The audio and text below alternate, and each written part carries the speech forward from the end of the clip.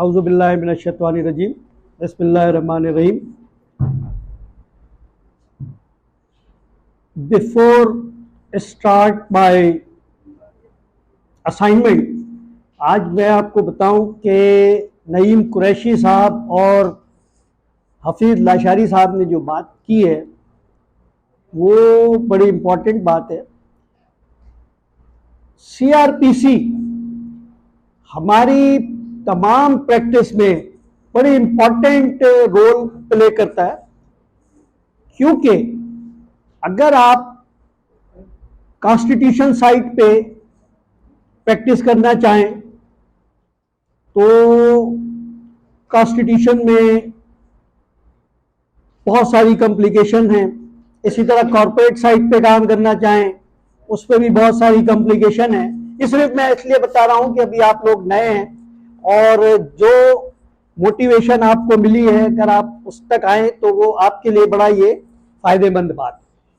जो इसी तरह सिविल प्रोसीजर कोड में भी यही मामला है कि इसमें जो है मुख्तलिफ सेक्शन है, फिर ऑर्डर्स हैं, कई 1000 पे चले जाते हैं और उसको 1000 को याद करना। जो सीआरपीसी है इसमें वैसे तो 565 सेक्शन है, लेकिन अगर आपके टिप्स पे 20 सेक्शन आ गए तो आपकी प्रैक्टिस चलती रहती है।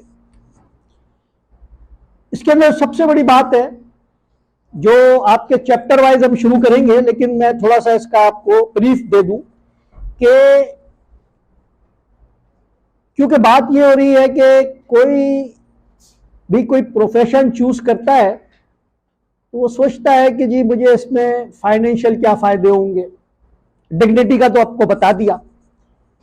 तो ये वो प्रोफेशन है, अगर आप एक सूट फाइल करते हैं उसके फ्रूट्स बड़े देर में आते हैं।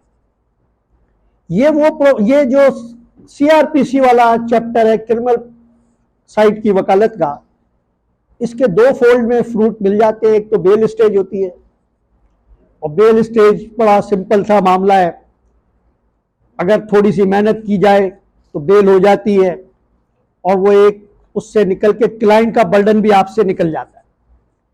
दूसरी जो सबसे बड़ी बात यह है कि बात ये हुई कि जी मेहनत की जरूरत है और ये वो प्रोफेशन है जिसमें आपने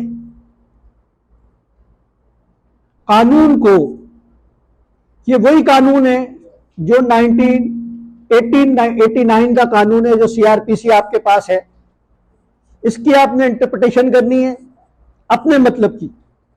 क्योंकि जब आप किसी केस में जाते हैं तो एक आपका अपोनेंट होता है, एक आप होते हैं, एक जज साहब होते हैं, मिनिमम तीनों के पास एक ही कानून है।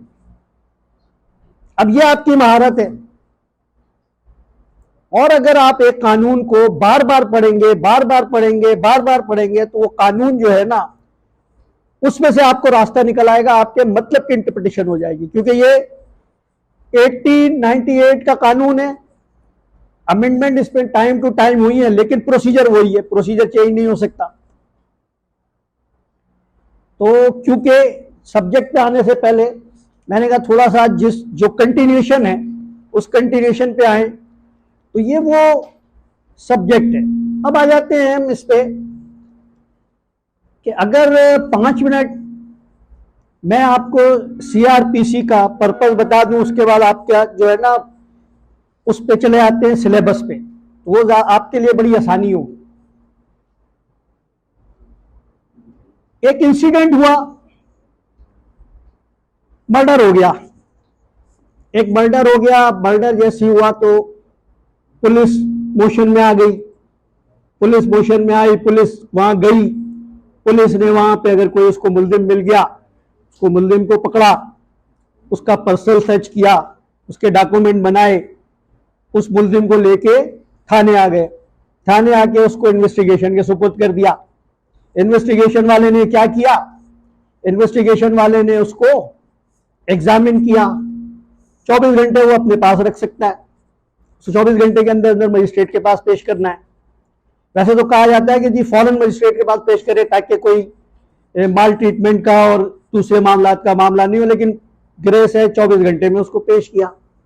24 घंटे के बाद जो है उसकी एफआईआर भी कट गई, अगर कॉग्निजेबल बाय द पुलिस है। अगर पुलिस के, अब ये पढ़ेंगे बाद में कि कॉग्निजेबल क्या होता है और नॉन कॉग क्या होता है, वो आपको फिर पड़ेगा, अभी तो एट अ ग्लांस बता रहा हूं।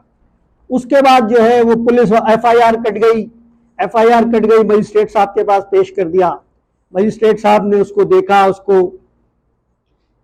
अगर पुलिस को जरूरत है रिमांड की तो पुलिस को रिमांड मिल जाता है। 15 दिन का कानून है कि 15 दिन तक का जज साहब जो है वो पीस बील में भी दे सकते हैं और वो 15 दिन का एक साथ भी दे सकते हैं। पीस बिल में देते इसलिए है कि जी हर डेट पे प्रोग्रेस पता चलती है कि जी वही माल ट्रीटमेंट वाली बात भी है और दूसरे मामला भी है, और फिर क्या प्रोग्रेस है, क्यों रखना चाहते हैं। उसके बाद जो है पुलिस, क्योंकि एप्रीहेंड हुआ, वहां से पकड़ा गया, तो फिर वो एक प्रोसीजर है कि विटनेस को कॉल करते हैं, 160 के नोटिस देते हैं, जो मौजूद था वो विटनेस को कॉर्पोरेट करते हैं, 161 में उसका बयान रिकॉर्ड करते हैं, अगर जरूरत पड़े तो 162 में बयान रिकॉर्ड करते हैं, अगर जरूरत पड़े 164 में किसी मजिस्ट्रेट के सामने पेश करके उसका बयान रिकॉर्ड करते हैं अगर जरूरत पड़े। फिर उसके बाद 173 में उसको चालान कर देते हैं, चालान कर देते हैं, कोर्ट में आ जाता है, और कोर्ट में आने के बाद फिर आपका शुरू हो जाता है वकील साहब का कि जी रिमांड से लेकर और जजमेंट तक और अपील तक। तो अगर जब आपका रिमांड हो गया, फिर बेल लगाएं, बेल हो गई, बेल होने के बाद चार्ज फ्रेम होगा, चार्ज बेल होने असल में फिर एक 15 दिन का 15 दिन वो और 2 दिन और देते हैं। 17 दिन में मजिस्ट्रेट के पास पुलिस ऑफिसर को रिपोर्ट जमा करानी है 173 की, ताकि जो वो उस रिपोर्ट की बेसिस पे मजिस्ट्रेट देखे कि ये कॉग्निजेबल, अब पहले तो कॉग्निजेबल बाय पुलिस था, अब कॉग्निज कोर्ट ने लेना या नहीं लेना, अब ये मजिस्ट्रेट की जिम्मेदारी शुरू हो गई, पुलिस से निकल गया। अब मजिस्ट्रेट साहब के पास आ गया, या जो जिसकी जुरिसडिक्शन हो, उसने ये देखना है कि जी केस बनता है तो फिर वो फर्दर आगे चार्ज फ्रेम करेगा, फिर एविडेंस रिकॉर्ड कराएगा, कन्विक्ट करेगा, छोड़ देगा, कन्विक्ट करेगा तो आप अपील करें, छोड़ देगा तो दूसरा अपील करे, और ये सारा सिस्टम चलता रहता है। तो ये तो एक सिंपल सी आपको इसका एक प्रोसीजर बता दिया, पर्पस क्या था। अब आ जाते हैं, क्योंकि मुझे हुक्म था कि जी हम सिलेबस वाइज चले, तो आपका जो मेन पहला जो है इंट्रोडक्शन है, जो चैप्टर 1 है कि जी सीआरपीसी है क्या। इसाक साहब ने मुझसे पहले बता दिया कि जी ये मार्च में 1989 में ये आया, लेकिन इसकी इन्फोर्समेंट जो है जुलाई में हुई, जुलाई 98 से ये है। इसमें टाइम टू टाइम थोड़ी बहुत अमेंडमेंट हुई है, लेकिन मोस्टली प्रोसीजर वही का वही है। उसके बाद जनाब, क्योंकि लॉ रिपेल्ड होते रहते हैं, इनेक्टमेंट, लेकिन ये लॉ जो है, ये लॉ इस पे जो भी फर्दर अमेंडमेंट होती रही टाइम टू टाइम, जो इसका प्रोसीजर आपने लास्ट टाइम कॉन्स्टिट्यूशन में पढ़ लिया होगा कि जी लेजिस्लेचर की पावर होती है और प्रेसिडेंट की कंसेंट होती है। अब आ जाते हैं, तो अब आ जाते हैं डेफिनेशन पे। सेक्शन 4 है इस पे डेफिनेशन का। अब एडवोकेट जनरल, एडवोकेट जनरल जो है हर प्रोविंस का लॉ ऑफिसर होता है। अच्छा, मजे की बात यह है कि आप लोगों की जो बॉडी जिसकी बेसिस के ऊपर आप वकील बन रहे हैं, उसको भी रेगुलेट एडवोकेट जनरल करता है, उसका चेयरमैन होता है। एडवोकेट जनरल के बाद अब कहते हैं कि जी बेलेबल ऑफेंस है या नॉन बेलेबल ऑफेंस है। ये कैटेगरीज हैं, ये कैटेगरीज हैं। हमारी सीआरपीसी में शेड्यूल है, शेड्यूल में लिखा हुआ है कि जी कौन से ऑफेंस बेलेबल हैं, कौन से नॉन बेलेबल। उसमें क्योंकि punishment, quantum of punishment, gravity of the charge, इसकी बेसिस पे लेजिस्लेचर ने उसको डिफरेंट कैटेगरीज में ले आया। लेजिस्लेचर की ये इंटेंशन थी कि ग्रेविटी ऑफ द चार्ज भी होगा और क्वांटम ऑफ द पनिशमेंट भी होगी। उसकी बेसिस के ऊपर ये नॉन बेलेबल और बेलेबल ऑफेंस है। चार्ज जो है उस पर यह है कि चार्ज जो कहते हैं कि includes any head of the charge when the charge contains मोर और वन। ये चार्ज का इशू, ये जब कोर्ट कॉग्निजेंस ले लेता है तो ये चार्ज फ्रेम होता है, उस पर स्पेसिफाई किया जाता है कि इस तारीख को ये इंसिडेंट हुआ, आपने ये काम किया जिसका मैं कॉग्निजेंस लूंगा। फिर उसके बाद है जनाब कॉग्निजेबल ऑफेंस। जैसे मैंने पहले कहा कि दो किस्म के ऑफेंस होते हैं। एक ऑफेंस ये होता है कि जी वो पुलिस के दायरा इख्तियार में होता है, उस पुलिस वाले ने उसको अगर वो ऑफेंस मेड आउट होता है कॉग्निजेबल ऑफेंस तो उसने उसकी एफआईआर काटनी होती है, और अगर ऑफेंस मेड आउट नहीं होता तो उसको पर परमिशन लेके एफआईआर काटनी होती है। तो इसलिए ये कॉग्निजेबल ऑफेंस की डेफिनेशन है कि कॉग्निजेबल बाय द पुलिस है। कोर्ट में तो सारे कॉग्निजेबल है, जो क्रिमिनल केस होगा कॉग्निजेबल होगा, क्योंकि पेनल कॉन्सिक्वेंसेस जिस चीज में होंगे उसने कोर्ट में कॉग्निजेंस लेना ही लेना है। पेनल कॉन्सिक्वेंसेज है, अगर पेनल कॉन्सिक्वेंसेज नहीं है, किसी को जुर्माना खाली लगना है, वो भी पेनल कॉन्सिक्वेंसेज है। ये नहीं है कि कोई समझे कि जी अगर खाली जुर्माना लॉ में प्रिस्क्राइब है, क्योंकि पनिशमेंट का एक पनिशमेंट जो है पनिशमेंट एक इंग्रेडिएंट फाइन भी है। तो ये पेनल कॉन्सिक्वेंसेज हो गए। उसके बाद कॉग्निजेबल ऑफेंस हो गया कंप्लेंट। मैंने कहा ना कि अगर कॉग्निजेबल बाय पुलिस नहीं है तो फिर आपकी कंप्लेंट केस है, वो मजिस्ट्रेट साहब के पास जाएगा, मजिस्ट्रेट साहब उसको प्रूव करेंगे कि वाकई ये जो इंसिडेंट हुआ ये incident cognizable by the court है या नहीं है। वो कोर्ट कॉग्निजेंस लेगा, पुलिस नहीं लेगी। तो इसलिए वो कंप्लेंट केस कहलाते हैं, एक स्टेट केस कहलाते हैं, एक कंप्लेंट केस कहलाते हैं। हाई कोर्ट डिफाइन है कि जी ये कल भी बताया था आपने कि हाई कोर्ट इस पे प्रोविंस का एक सबसे बड़ा कोर्ट है। उसके बाद क्रिमिनल अपील रिवीजन, क्योंकि हाई कोर्ट होता है बेसिकली एडमिनिस्ट्रेटिव कोर्ट।